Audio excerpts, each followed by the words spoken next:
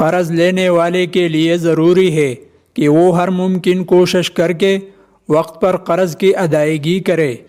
اگر متعین وقت پر قرض کی ادائیگی ممکن نہیں ہے، اس کے لیے ضروری ہے کہ اللہ تعالیٰ کا خوف رکھتے ہوئے قرض دینے والے سے قرض کی ادائیگی کی تاریخ سے مناسب وقت قبل مزید مہلت مانگے۔ مہلت دینے پر قرض دینے والے کو اللہ تعالیٰ اجر عظیم عطا فرمائے گا۔ جو حضرات قرض کی ادائیگی پر قدرت رکھنے کے باوجود قرض کی ادائیگی میں کوتاہی کرتے ہیں، ان کے لیے نبی اکرم صلی اللہ علیہ وسلم کی ارشادات میں سخت وعید وارد ہوئی ہے۔ حتیٰ کہ آپ صلی اللہ علیہ وسلم نے ایسے شخص کی نماز جنازہ پڑھنے سے منع فرما دیا جس پر قرض ہو، حتیٰ کہ اس کے قرض کو ادا کر دیا جائے۔ ابن ماجہ کی روایت میں رسول اللہ صلی اللہ علیہ وسلم نے ارشاد فرمایا، مسلمانوں کی جان اپنے قرض کی وجہ سے متعلق رہتے ہیں، یعنی کہ جنت کی دخول سے روک دے جاتے ہیں، یہاں تک کہ اس کے قرض کی ادائیگی کر دی جائے۔ رسول اللہ صلی اللہ علیہ وسلم نے ایک روز فجر کی نماز پڑھنے کے بعد ارشاد فرمایا، تمہارا ایک ساتھی قرض کی ادائیگی کرنے کی وجہ سے جنت کی دروازے پر روک دیا گیا ہے، اگر تم چاہو تو اس کو اللہ کے عذاب کی طرف جانے دو، اور اگر چاہو تو اسے عذاب سے بچا لو، یعنی اس کے قرض کی ادائیگی کر دی جائے۔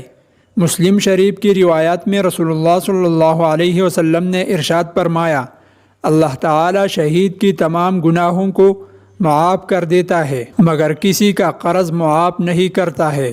بخاری شریف کی روایات میں رسول اللہ صلی اللہ علیہ وسلم نے ارشاد فرمایا، جو شخص کسی سے اس نیت سے قرض لے کہ وہ اس کو ادا کر دے گا، اللہ تعالیٰ اس کی قرض کی ادائیگی کے لیے آسانی پیدا کرتا ہے۔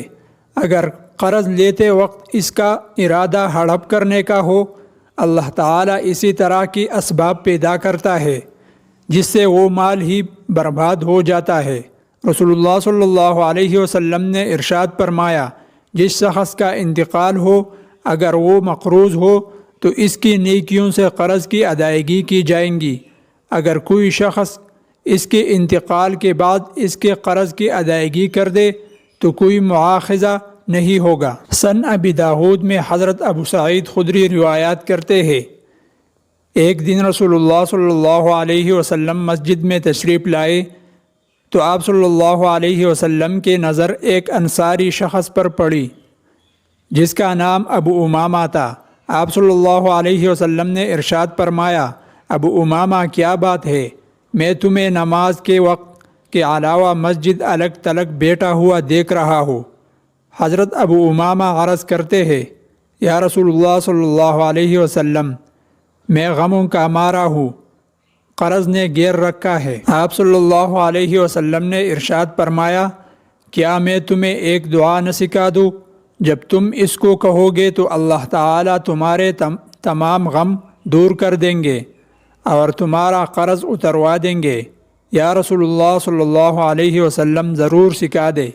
آپ صلی اللہ علیہ وسلم نے ارشاد فرمایا، صبح و شام یہ دعا پڑھا کرو، جس کا ترجمہ ہے، یا اللہ، میں فکر و غم سے آپ کی پناہ لیتا ہوں، میں بے بسی اور سستی سے آپ کی پناہ لیتا ہوں، اور میں قرض کے بوجھ میں دبنے سے اور لوگوں کے میرے اوپر دباؤ سے آپ کی پناہ لیتا ہوں۔ حضرت ابو امامہ رضی اللہ عنہ فرماتے ہیں، میں نے صبح و شام اس دعا کو پڑھا، اللہ تعالیٰ نے میرے غم دور کر دیے اور سارا قرض ادا ہو گیا۔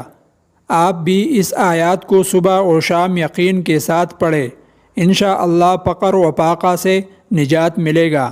اللہ تعالی ہم سب کا حامی و ناصر ہو، آمین۔